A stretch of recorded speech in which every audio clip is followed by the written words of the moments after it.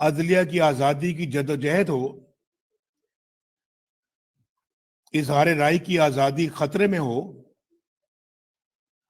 وکلا برادری ہراول دستہ بن کر میدان میں موجود رہی ہے۔ یہ بڑی خوشی کی بات ہے، اور آج جس دور سے ہم گزر رہے ہیں یہ انفارچونیٹلی تاریخ کا ایک فیصلہ کن موڑ ہے، جب سے خطرناک پہلو قوم میں مسلسل گہری ہوتی مایوسی اور کربناک بے بسی ہے۔ تاریخ گواہ ہے کہ جب قومیں مایوسی کی دلدل میں پھنستی اور دھنستی ہیں تو پھر اس قوم کے بقا کے سوال جنم لینا شروع ہو جاتے ہیں۔ اور آپ جیسے دانشور اچھی طرح جانتے ہیں کہ قوم کی مایوسی کس طرح تباہی اور بربادی کا باعث بنتی ہے۔ آج 74 سالوں کے بعد قوم پھر سے سوال اٹھا رہی ہے، اور ہمیں جواب درکار ہے،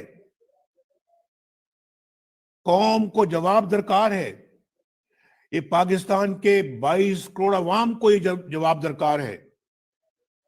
اور جب تک ان 22 کروڑ عوام کو ان کے بنیادی سوالات کا جواب نہیں ملے گا، ہماری حالت نہیں سدھرے گی۔ اگر سوال کرنے والے کی زبان کھینچ لی جائے تو اس سے ملک تو حل نہیں ہوتے، مسائل تو حل نہیں ہوتے۔ آج بھی زبان کھینچی گئی ہے نا، یہ ابھی تارے شارے ہمارے کاٹ کے، تو یہ بھی تو زبان کھینچنے والی بات ہے۔ کیا اس سے مسئلے حل ہو جائیں گے؟ اور پھر سوال کرنے والوں کو اٹھا لینے یا غائب کر دینے سے سوال ختم ہو جائیں گے؟ بدقسمتی سے موجودہ دور جو ہے یہ فریڈم آف سپیچ اور ہیومن رائٹس کے حوالے سے سیاہ ترین دور ثابت ہوا ہے۔ سیاسی مخالفین ہوں، صحافی، کالم نگار یا سچ بولنے والی کوئی آواز ہو، اس کو اپنے سوال کی پاداش میں غائب کر دیا جاتا ہے یا قید کر دیا جاتا ہے، یا پھر جو کچھ ہوتا ہے سلوک وہ آپ جانتے ہیں، گولیاں ماری جاتی ہیں، پروگرام یا کالم کی اشاعت بند ہو جاتی ہے، یا پھر نوکری سے نکلوا دیا جاتا ہے۔ ایسے سیاہ قوانین تیار کیے گئے جن کا مقصد سچ بولنے کی زبان بند کرنا ہے، اور یہ ہم نے خود اپنی آنکھوں سے دیکھا ہے، ابھی حال ہی میں دیکھا ہے۔ اور کب سے دیکھ رہے ہیں کہ آئین یہاں ٹوٹتے ہیں، قانون یہاں ٹوٹتے ہیں، عدالتیں یہاں ٹوٹتی ہیں، اور من پسند ججوں سے اپنی مرضی کے فیصلے یہاں لیے جاتے ہیں، ڈکٹیٹروں کو لیجٹمیسی یہاں ملتی ہے، اور ریاست کے اوپر ریاست یہاں چلائی جاتی ہے، پولیٹیکل انجینئرنگ کی فیکٹریاں یہاں لگائی جاتی ہیں، ووٹ کو عزت یہاں نہیں ملتی، اور آر ٹی ایس یہاں بند ہوتا ہے، ووٹ یہاں چوری ہوتا ہے، یہاں منتخب حکومتوں کے خلاف دھرنے کروائے جاتے ہیں، کیے بھی جاتے ہیں اور کروائے بھی جاتے ہیں، حکومتیں یہاں بنائی جاتی ہیں اور گرائی جاتی ہیں، اور پارلیمنٹ کی ساورنٹی کا حال تو یہ ہے کہ چند منٹوں میں درجنوں قوانین بلڈوز کیے جاتے ہیں، جیسے آپ نے 2 دن پہلے دیکھا ہے۔ یہ ہیں خواتینوں حضرات، یہ ہیں وہ اسباب جو ہمارے زوال کا باعث بنتے ہیں اور زوال کا باعث بنے ہیں۔ اور پھر کہا جاتا ہے کہ دنیا ہم پر ہنستی ہے، کہا جاتا ہے کہ ہم پر دنیا پابندیاں کیوں لگاتی ہے، ہمیں کٹہرے میں کیوں کھڑا کرتی ہے، دنیا میں ہمارے کردار پر سوال کیوں اٹھائے جاتے ہیں۔ سیاستدان یا میڈیا ہی نہیں، آج جج بھی سچ بولے تو نوکری سے ہاتھ دھونا پڑتے ہیں۔ کیا یہ ہم سب کے لیے سوچ و فکر کا مقام نہیں کہ آج جج بھی انصاف کے متلاشی ہیں اور ججوں پر دباؤ اور بلیک میلنگ سے اپنے سیاسی مخالفین کے خلاف فیصلے لیے جاتے ہیں؟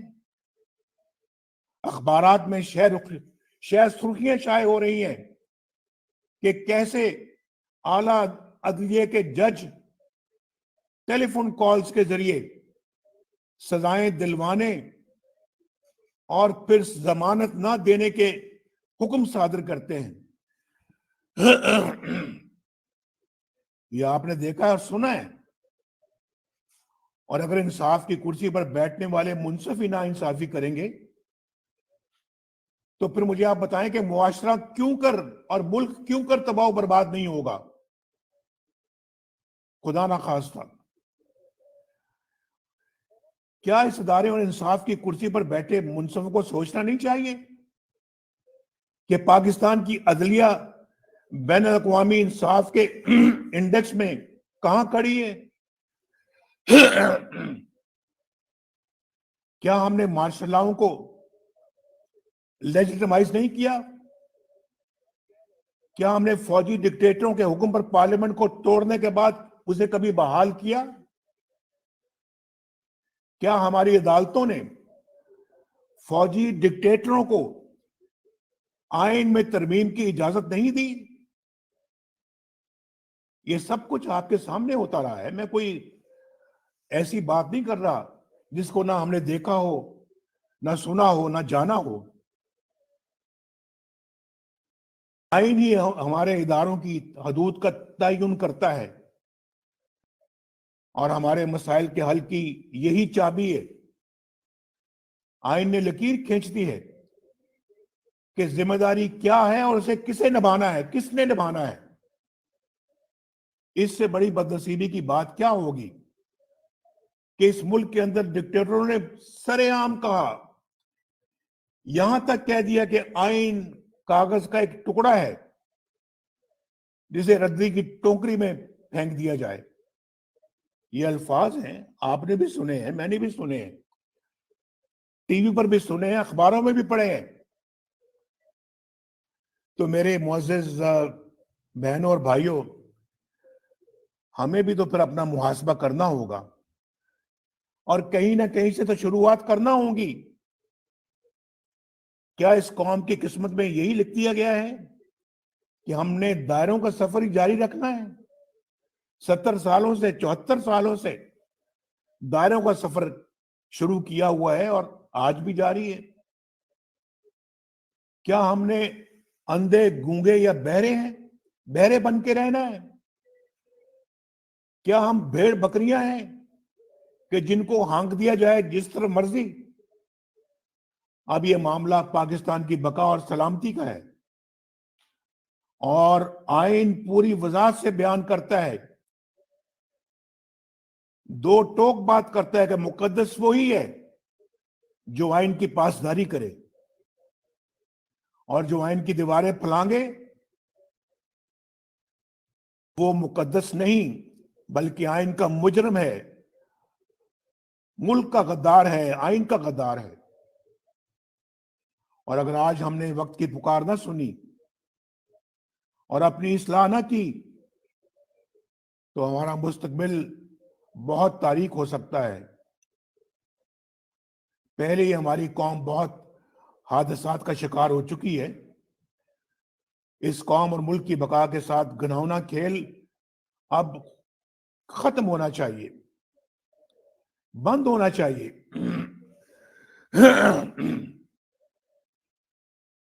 میں سمجھتا ہوں کہ اس وقت ہم سب کو مل کر ایک قومی بیانیے پر متفق ہونے کی ضرورت ہے۔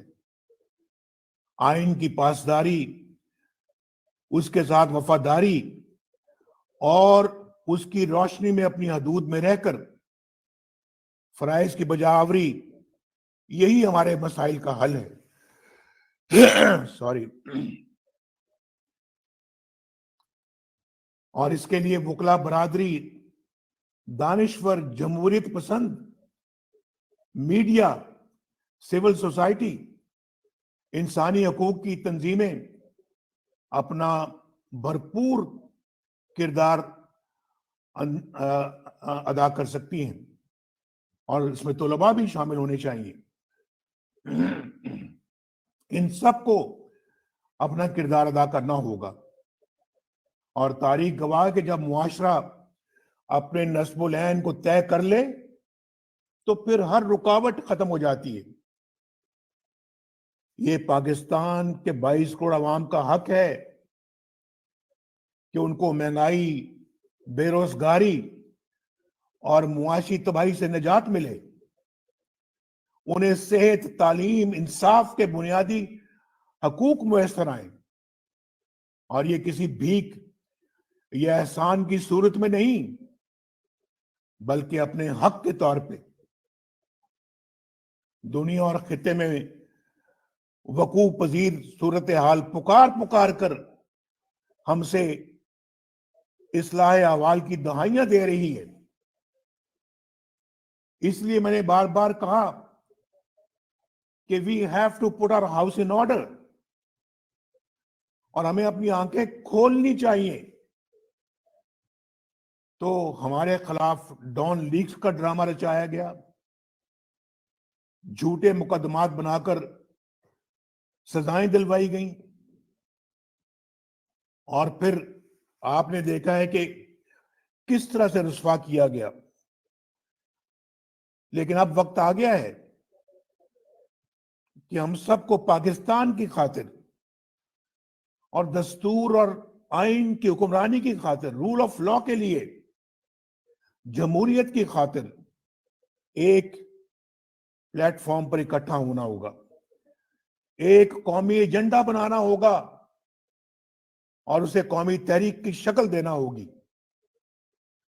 میری گزارش ہے کہ اس کانفرنس میں دی گئی تمام تجاویز اور سفارشات کی روشنی میں فوری حکمت عملی مرتب کی جائے، سب لوگ بیٹھیں سر جوڑ کر، اور ایک حکمت عملی مرتب کی جائے تاکہ عملی جدوجہد کی راہ اپنائی جا سکے۔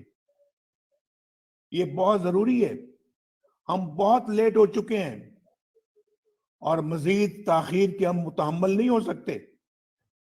اس کام کو آج ہی بیٹھ کے کیا جائے، آج ہی، تاکہ جو کانفرنس ہو رہی ہے اور جو کچھ ہم سوچ رہے ہیں، کہہ رہے ہیں، اور جو پورا ملک کہہ رہا ہے، پوری قوم کہہ رہی ہے، اس پہ فوری طور پہ پھر عمل شروع کیا جائے، اور ملک کو اس گہری کھائی میں جو ہم گر چکے ہیں اس سے دوبارہ اٹھایا جا سکے، نکالا جا سکے، اور دوبارہ اپنے منزل کی طرف ہم اس کو روانہ کر سکیں۔